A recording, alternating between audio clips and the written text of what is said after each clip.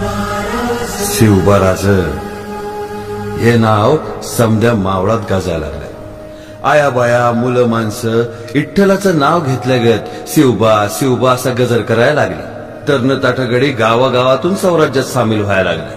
नाही मला ना राहून राहून आश्चर्य वाटतं का आपल्या राजासनी ही असली माणसं गावली कुठं हो. आता तुम्ही भेटला नाही वय समद्यांना. भेटलोय तसा पण माझं समजा बालपण गेलं शहाजी महाराज साहेबांच्या शिवेत बंगलोरात. म्हणजे एवढी वर्ष ही समजी नावं ऐकून होतो, यसाजीराव तानाजीराव बाजी जेदे कोण कोण, पण हे समजे नेमके हाय कस. मी काय म्हणतो आता जाता जाता एवढा वेळ आहे आपल्याकडे तर सांगा की समजा. एवढा येळ नाही बरं का आपल्याकडं. राजांनी सांगितलंय पर आता तुम्हाला म्हणून सांगतो. हा थोडे आता तानाजीरावांचंच घ्या.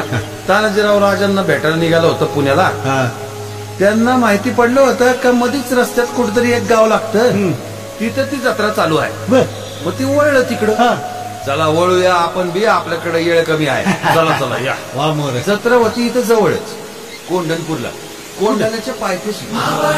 काय राज, दर साल आमच्या मनात एक विचार यायचा, पीक तर झालं पण ह्याच्यातनं एखादा तरी दाना आमच्या लेकरा बाळांच्या पोटात जाईल का नाही. ह्या दुकानानं आमचं कंबरनं मोडलं राज. त्यात ह्या सुलतानाची भर.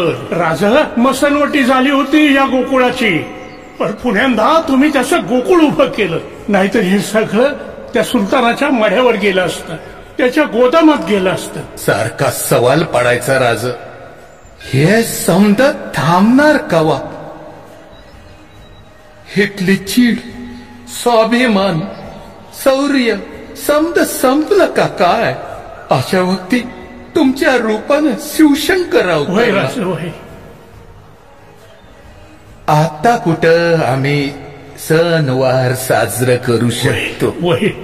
राज, आमची एक रीत आहे जी, धान्याचा पहिला वाटा आम्ही देवाला देतो. राज, आमचा हा निवेद स्वीकारा. घ्या राजा, घ्या घ्या घ्या.